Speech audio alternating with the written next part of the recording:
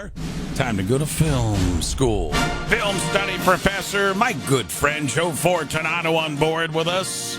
And I know Joe is going to stay down the holiday road as far as his movies today. So with that being said, Joe, good morning. What do you have for us this morning, my friend?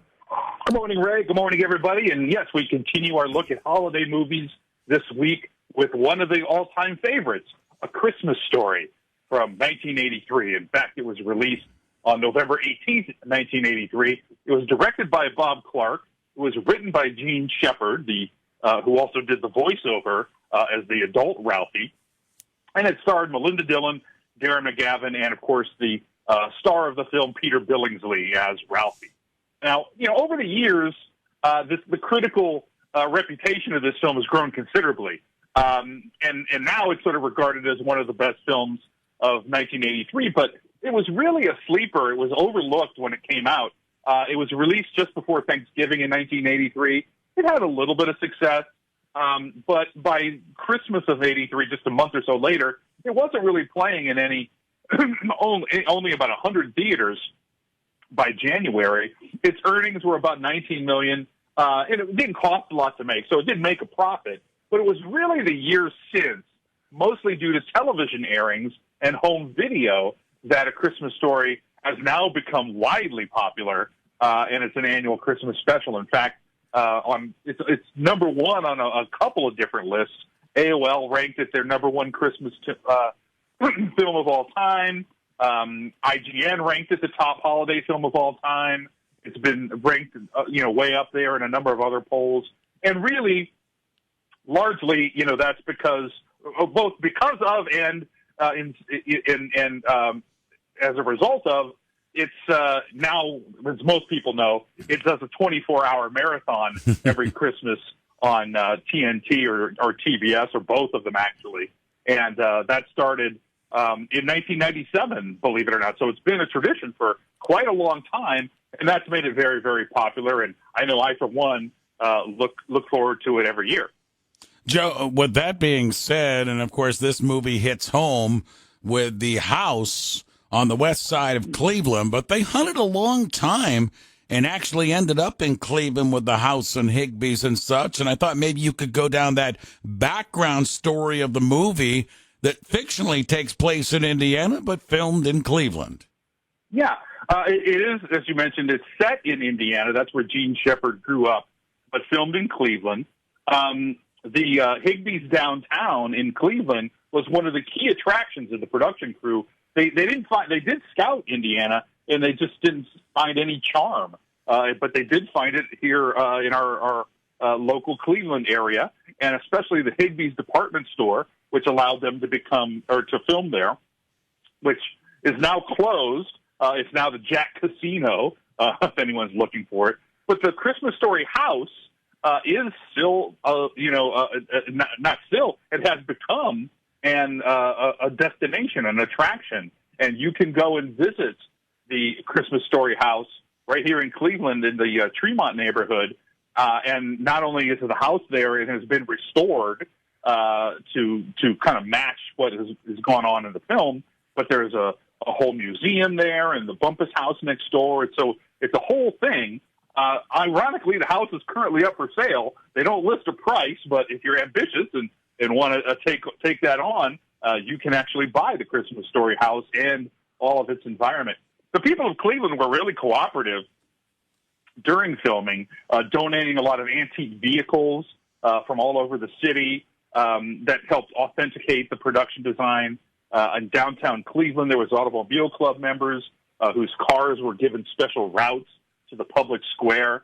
And in fact, they were worried about salt because, these cars are valuable, especially for their owners. So each day, the production crew gave them a pressure wash bath and parked them underground by the terminal tower. So there was a good quid pro quo between the city and the production crew. The original story that Gene Shepard based this film on was from a collection of stories that he actually performed on radio, and they were published in Playboy magazine in the 60s. So a lot of these stories had been out there in the public prior to the movie A Christmas Story, and he collected them into a book called "In God We Trust, All Others Pay Cash," which was a very popular book as well. And he adapted those stories into A Christmas Story. And as I already mentioned, Gene Shepherd provides the voice of the movie. He's also seen briefly in the film as one of the disgruntled parents waiting in line to see Santa Claus at Higbee's. Some other fun things. Parker was Gene Shepherd's middle name, so the Parker's name in the film is actually based on his life, and he had a little brother named Randy, just like Ralphie does in the film. Again, it's A Christmas Story. It hits home because of where it was filmed. I think it also hits home, Joe, because a lot of what goes on inside that house, I think you would probably agree, we've kind of been there, done that at some point in our life. Yeah, I mean, in the film, it has a very vague, everyone tries to pin down what years is taking place, and it's intentionally vague. It's sort of late 30s, early 40s, and even though, like someone like myself didn't grow up in the 30s or 40s, I can relate to the tone and the heart of that family and what they go through during Christmas and all of the stuff that he talks about from childhood. So I think that's one of the reasons it's very timeless. Some fun production things about the film.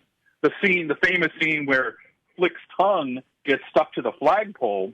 How they did that, he didn't actually get frozen to the flagpole. There was a hidden suction tube that was in the pole, and that sucked his tongue into the little hole and held it there so it appeared frozen. Because of the popularity of the film, the Daisy Rifle Company had to start producing the Red Ryder BB gun for Christmas, and it's become one of their more popular selling rifles. The Chinese restaurant scene at the end where the mother, Melinda Dillon, is shocked when they bring out this whole roasted duck was actually a real reaction because the director didn't tell her that they were going to be doing that. So that was a fun reaction that she had. And this is an interesting fact, I think, that, no one really wanted to make this film. Christmas films weren't really popular at the time.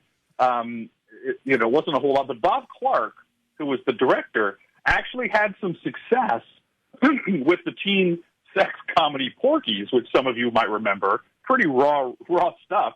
And the success of Porky's allowed him to make A Christmas Story. So if there wasn't a Porky's, we probably wouldn't have A Christmas Story, which is kind of crazy. And then just real briefly on casting, not a whole lot of casting stories here, but Will Wheaton from Star Trek fame auditioned for the role of Ralphie. So did Sean Astin from Lord of the Rings fame auditioned for the role of Ralphie. But probably the most interesting thing was that for the role of the old man, they went to Jack Nicholson. And Nicholson was actually interested, but the studio didn't want to pay his high fee, which would have doubled the budget of the film. So Jack Nicholson was almost the old man. And that would have been perfect, to be quite honest with you. There you go, A Christmas Story look. Film study professor Joe Fortunato. You can go back and listen to that in just a little bit at WAKR.net. Joe joins us Fridays on the show here on WAKR. My friend, have a good week. We'll talk to you next Friday. Thanks, Joe. 23 minutes after 8 o'clock.